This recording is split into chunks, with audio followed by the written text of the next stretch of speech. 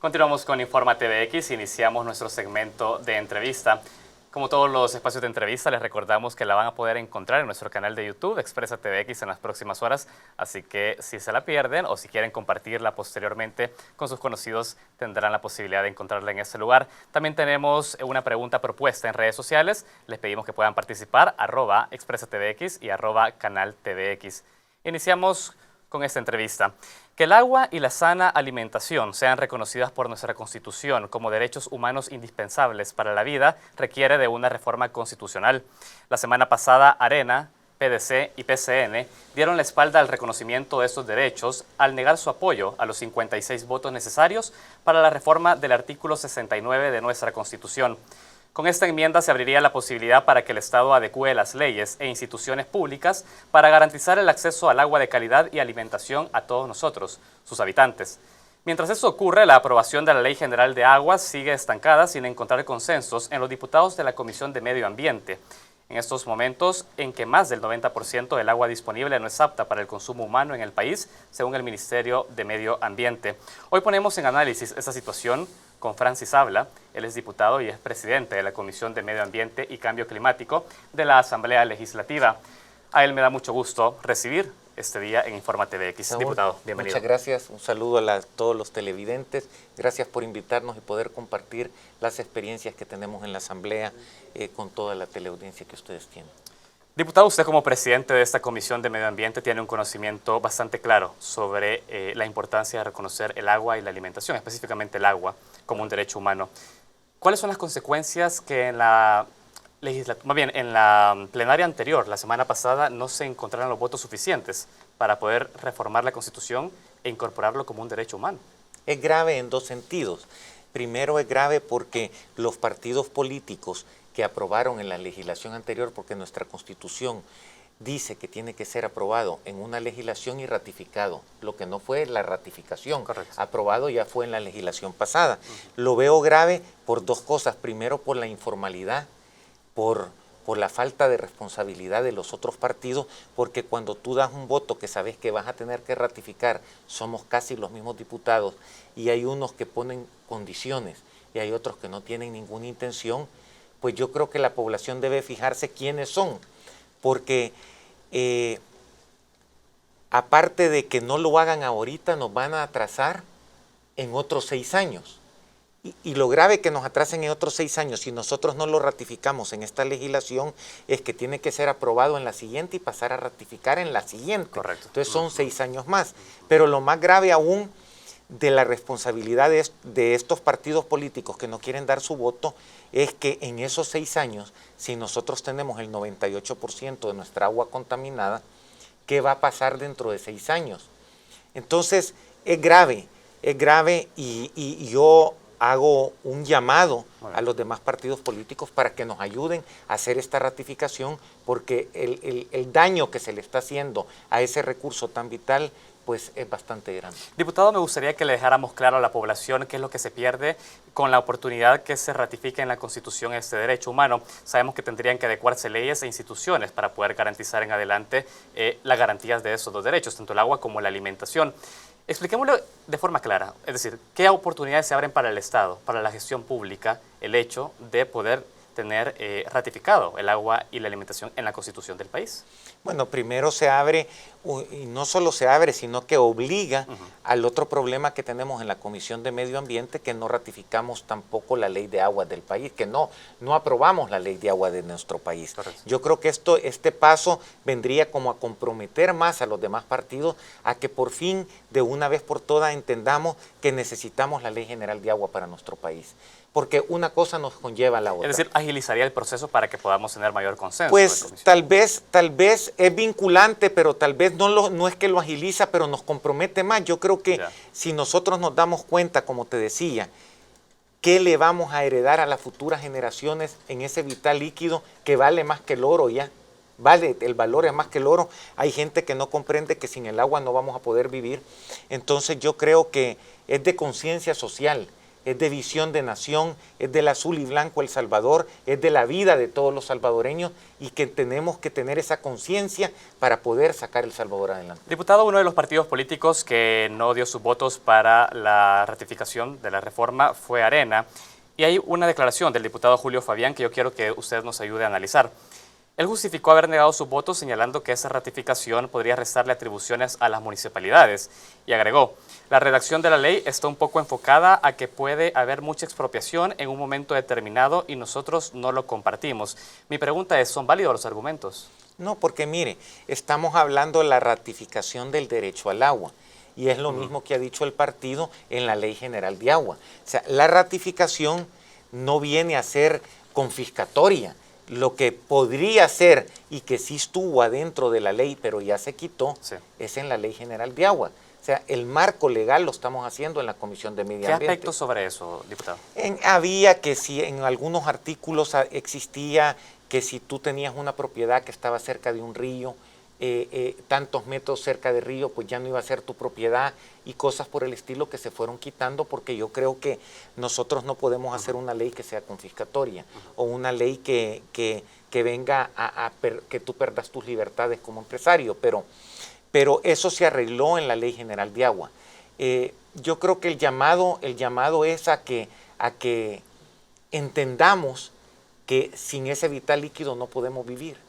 Y que si logramos entender que en ese líquido, fíjese que la Ley General de Agua, para su aplicación, hay artículos que entrarían hasta dentro de 3 años en su vigencia, porque no es un proceso que se hace de la noche a la mañana. Correcto. Y para ese tiempo, ¿cómo va a estar la contaminación? Yo hasta les he dicho, mire, si quiere saquémoslas por capítulo, para poder nosotros parar la contaminación. Y créame que yo como presidente de la Comisión de Medio Ambiente he tratado de hacer el mejor lobby posible para tratar de convencer a diferentes partes porque también tenemos el problema grande que las dos extremas están muy dañadas y esas dos extremas tienen muchas heridas abiertas y llevan esas heridas a la mesa y no se puede llegar a un acuerdo. Quiero que hablemos precisamente de esa discusión que se produce en la comisión que usted preside, Medio Ambiente y Cambio Climático en la Asamblea Legislativa, diputado.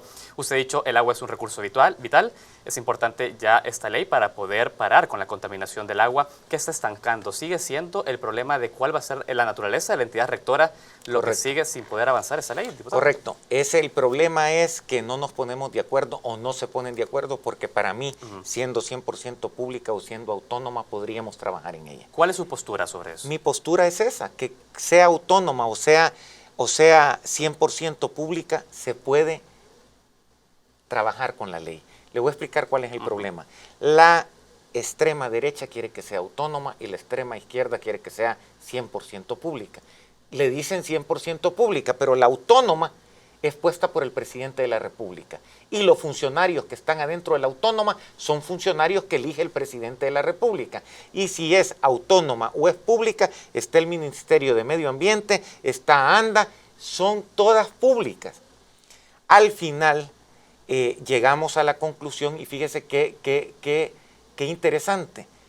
Tuvimos un seminario hace 2 semanas Correcto. Con diputados de Centroamérica, de Suramérica, y nos dieron cuáles eran las experiencias de ellos. Y nos damos que en Nicaragua, que es un gobierno totalmente de izquierda, es autónoma.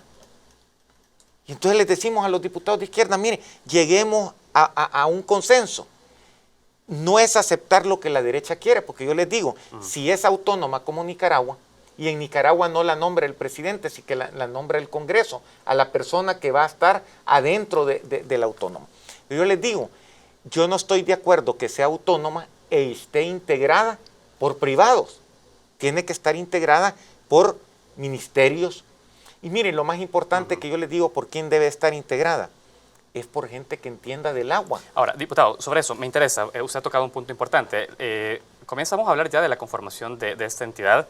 Sabemos que la ley que se está, o más bien el anteproyecto de ley que se discute, establece en el artículo 11, y seguramente esto ya será modificado en estos días, que el Ministerio de Medio Ambiente sería la entidad rectora, pero que aparte del Ministerio de Medio Ambiente existiría también un Consejo Nacional de Agua, denominado CONAGUA, donde sí hay participación del sector privado. Pero no tiene voto. Bien, entonces lo que se quiere es que la conformación del sector privado también pueda tener voto y voz. Pero no lo veamos así como lo han planteado. Ajá. Digamos, todos entendemos que en El Salvador los gobiernos pequeños son las alcaldías. Se le niega la participación en las alcaldías. ¿Quiénes están más cerca de la gente? Son las alcaldías. Nosotros queremos, y allí sí le doy mi posición, que las alcaldías estén adentro. Las comunidades que han, las ONGs y todo el foro del agua que han estado, que son los que tienen la mayor experiencia, quedan sin voto y no quedan adentro. Lo que se quiere entonces es que sí tengan su voto. Fíjese, ahí es donde yo le digo que sea autónomo, sea pública, a mí me parecería que cualquiera de las dos, pero que esté conformada pluralistamente. Vamos a dejarlo con esa reflexión, diputado. Tenemos que hacer un corte. Enseguida nosotros continuamos con esta entrevista importante sobre la situación del agua en el país y la regulación a través de una ley general de aguas. Hacemos un corte, enseguida volvemos con más en Informa TVX.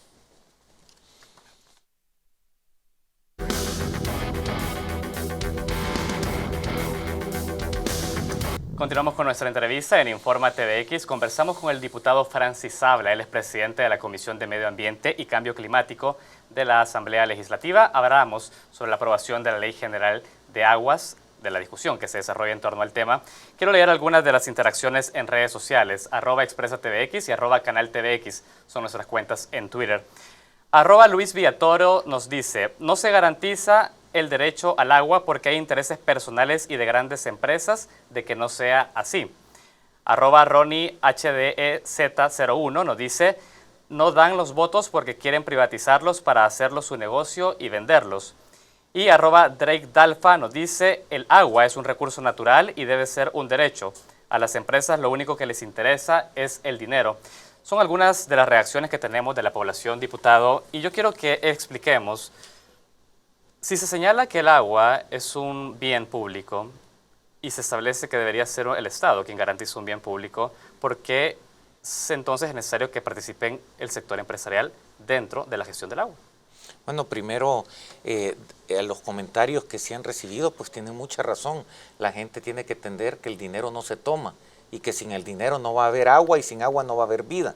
Entonces yo estoy muy de acuerdo, hay gente que es muy egoísta y acerca de tu pregunta, cuando hablas empresarial, aquí la gente como que ha satanizado eso, pero empresarios son hasta el más chiquito que vende un par de zapatos. Yo creo que nosotros debemos de aprender a tener una democracia en la cual participemos todos los salvadoreños sin egoísmo. Pero cuando hablamos de un empresario y la gente confunde mucho con ANEP. Yo soy un empresario y no estoy en ANEP, ni en la Cámara de Comercio. Retomamos la pregunta. En la gestión del agua, ¿por qué es importante que participe el sector privado? Porque el sector privado tiene que ver con el agua también. No tienen que tener la mayoría para votar, pero ¿por qué no le vas a dar participación si es salvadoreño también? Pero como lo ha propuesto Arena, que todo sea privado, es totalmente ilógico. Tiene que ser mayor parte gubernamental, público, pero ¿por qué le vas a negar una participación? Es como por ser privado tiene que ser de los malos, tampoco, pero puede haber un privado que sea bueno, que sea inteligente y que crea en el azul y blanco El Salvador y crea. No podemos satanizar tampoco ese tema como lo quieren hacer ver. Cuando hicieron la propuesta de ser autónomo, dijeron que querían privatizar el agua. ANDA es autónomo y no es privado. Entonces yo creo que hay que hablar las cosas sin odio, sin resentimiento, y hay que hablar las cosas como tienen que ser. Entonces nosotros debemos de aclararle eso a la gente, porque no podemos, ya dejemos de sembrar odio. El empresario, si es salvadoreño, tiene iguales derechos, pero hablo de la gente empresaria buena, honesta, honrado y que quiere el país. Diputado, reformulo la pregunta. Hay diferentes fines que la ley establece para el agua: recreativos, industriales, para el consumo humano. Repito la pregunta, para el sector privado, ¿cuál es el interés dentro de la gestión del agua? Bueno, pero cuando usted me dice el sector privado es bien amplio. Sector privado empresarial, digo. Pues sí, pero el sector privado empresarial es bien amplio. Le digo que hasta el que vende zapatos en una esquina es del sector privado, pero tienen como la tendencia a decir que el sector privado son la oligarquía y los millonarios del país. No nos referimos a eso en este espacio de entrevista. Le pregunto porque si se está discutiendo sobre la conformación autónoma, hablan de un sector privado, un sector público y sociedad civil. Me refiero a ese sector privado, diputado. Sí, bueno, yo me refiero a que cuando hablamos de cómo va a estar conformada una autónoma, no debe de estar conformada solo con lo que que tú has dicho. Para mí debe de haber mucho más gente, ser mucho más amplio, y la mayoría la debe de tener no el sector privado, la tiene que tener el sector público y la gente que sabe de lo que es el agua y cómo manejar. O sea, tú no vas a poner a alguien que no tenga los conocimientos del agua tampoco. Sí, insisto, deben de estar las alcaldías, y las alcaldías están representadas por todos los partidos políticos.